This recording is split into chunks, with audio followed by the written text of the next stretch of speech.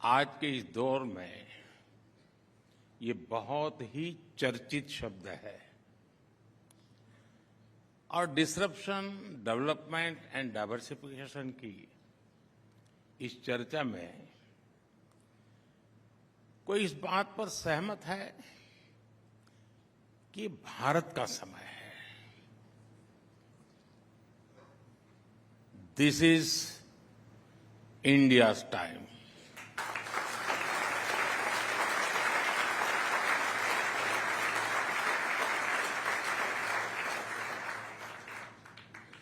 और पूरे विश्व का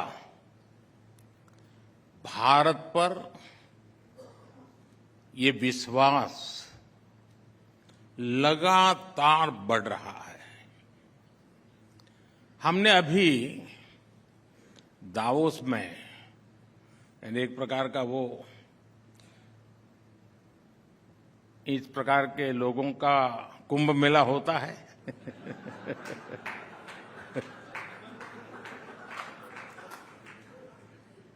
वहां लिक्विड कुछ और होता है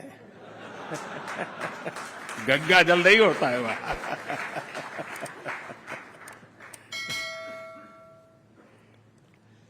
दावोस में भी भारत के प्रति अभूतपूर्व उत्साह देखा गया है। किसी ने कहा कि भारत एक अभूतपूर्व इकोनॉमिक सक्सेस स्टोरी है।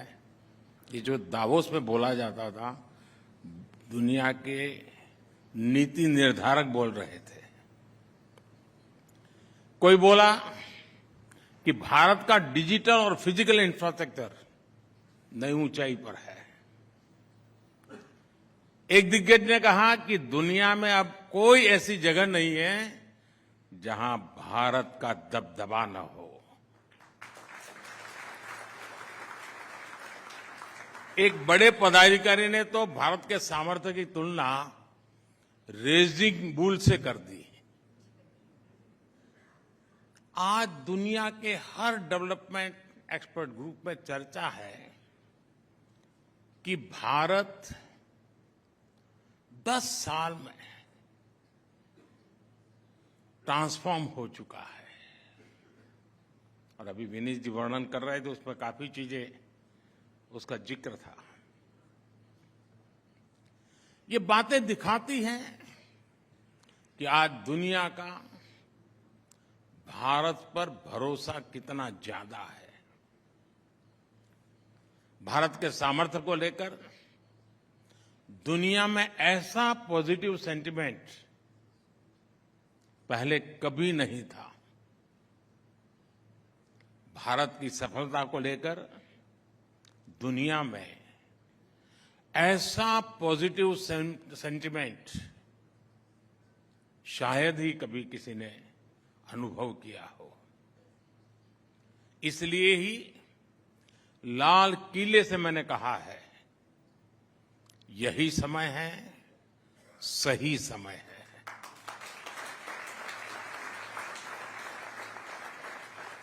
हमने भारत की आर्थिक स्थिति को लेकर के एक व्हाइट पेपर भी रखा है। आज उसकी चर्चा भी चल रही है। और मैं आज जब इतना बड़ा ऑडियंस है तो अपने मन की बात भी बता देता हूं।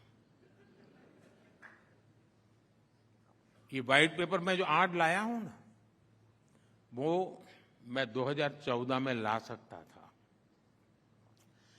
राजनीतिक स्वार्थ अगर मुझे साधना होता तो वो आंकड़े मैं 10 साल पहले देश के सामने रख देता। लेकिन 2014 में जो चीजें जब मेरे सामने आई, मैं चौंक गया था। अर्थव्यवस्था हर प्रकार से बहुत गंभीर स्थिति में थी।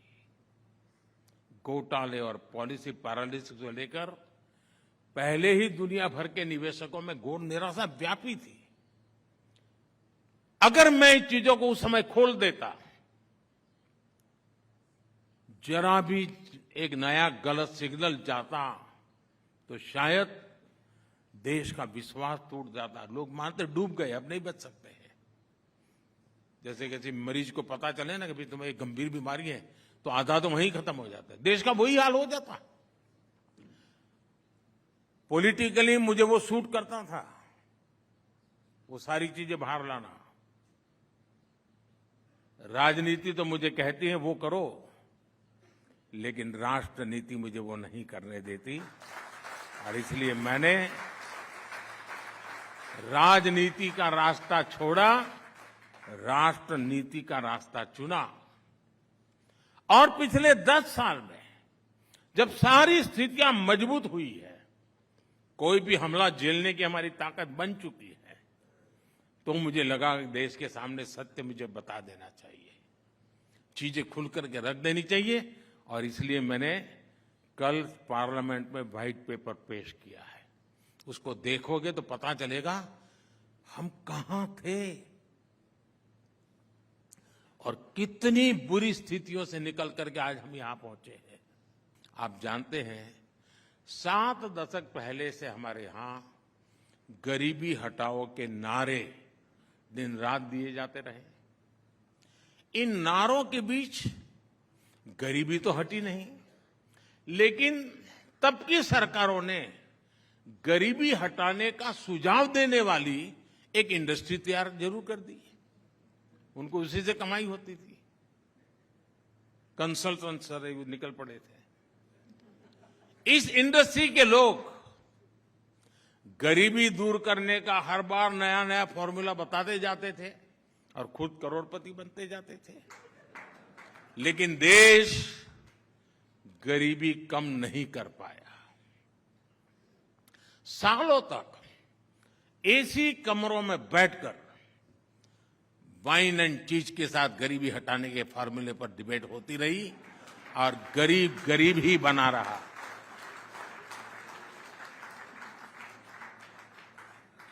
लेकिन 2014 के बाद जब एक गरीब का बेटा प्रधानमंत्री हुआ, तो गरीबी के नाम पर चल रही ये इंडस्ट्री ठप हो गई। मैं गरीबी से निकलकर यहां पहुंचा हूं, इसलिए मुझे पता है कि गरीबी से लड़ाई कैसे लड़ी जाती है।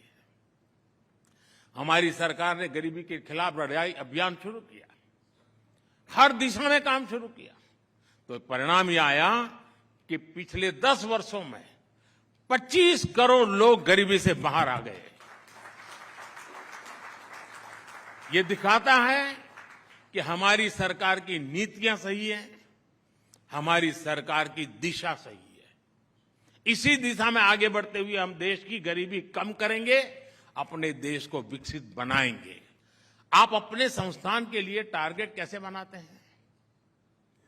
आपके लिए सफलता की परिभाषा क्या है? बहुत से लोग कहेंगे कि हम पिछले साल जहां थे वहां से अपना टारगेट तय करते हैं कि पहले 10 पर थे तो 12 पर जाएंगे, 13 पर जाएंगे, 15 पर जाएंगे। अगर 5-10% की ग्रोथ है तो इसको अच्छा मान लिया जाता है। मैं कहूंगा कि यही कर्स ऑफ इंक्रीमेंटल थिंकिंग है।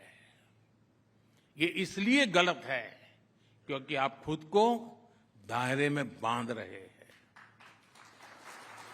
क्योंकि आप खुद पर भरोसा करके अपनी गति से आगे नहीं बढ़ रहे हैं। मुझे याद है, मैं सरकार में आया था तो हमारी ब्यूरोक्रेसी भी इसी सोच में फंसी हुई थी। मैंने तय किया कि ब्यूरोक्रेसी को इस सोच से मैं बाहर निकालूंगा, तभी देश उस सोच से बाहर निकल पाएगा। मैंने पिछली सरकारों से कहीं ज्यादा स्पीड से, कहीं बड़े स्केल पर काम करना तय किया और आज इसका परिणाम दुनिया देख रही है। कई ऐसे सेक्टर हैं जिनमें बीते 10 सालों में इतना काम हुआ है जितना पिछले 70 साल में 7 दशक में नहीं हुआ है। यानी 7 दशक और 1 दशक की तुलना कीजिए आप। 2014 तक 7 दशक में करीब 20,000 किलोमीटर रेलवे लाइन का इलेक्ट्रिफिकेशन हुआ। 7 दशक में 20,000 किलोमीटर। हमने अपनी सरकार के 10 साल में 40,000 किलोमीटर से ज्यादा रेलवे लाइन का इलेक्ट्रिफिकेशन किया है।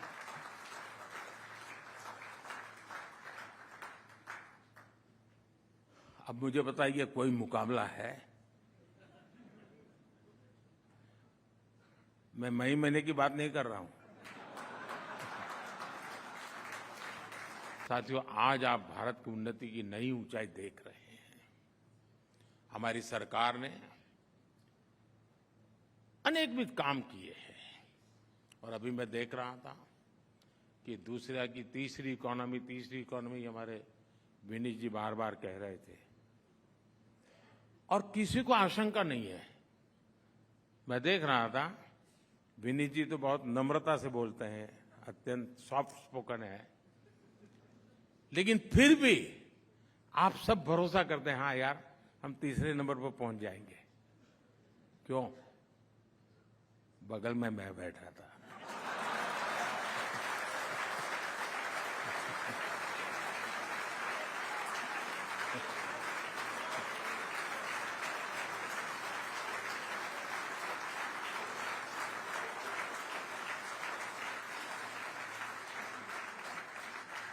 और मैं आपको गारंटी देता हूं, हमारे तीसरे टर्म में देश इकोनॉमी में दुनिया में नंबर 3 तक पहुंच जाएगा।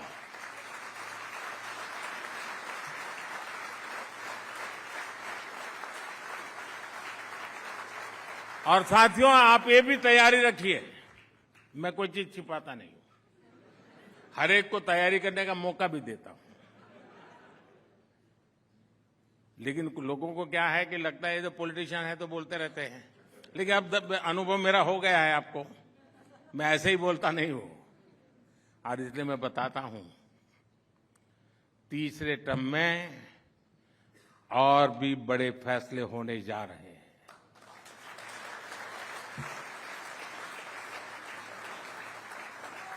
भारत की गरीबी दूर करने, भारत के विकास को नई गति देने के लिए हमने नई योजनाओं की तैयारी पिछले 1.5 साल से मैं कर रहा हूं और बहुत एक दिशा में कैसे काम करूंगा, कहां ले जाऊंगा, इसका पूरा रोड मैप मैं बना रहा हूं। और करीब करीब 15 लाख से ज्यादा लोगों से मैंने सुझाव लिए हैं, अलग अलग तरीके से 15 लाख से ज्यादा लोगों से उस पर काम करता रहा हूं, जिसकी मैंने कभी प्रेस नोट नहीं दी है, तो पहली बार बताता हूं। काम चल रहा है और आने वाले 20-30 दिन के अंदर वो फाइनल रूप भी ले लेगा। नया भारत अब ऐसे ही सुपर स्पीड से काम करेगा।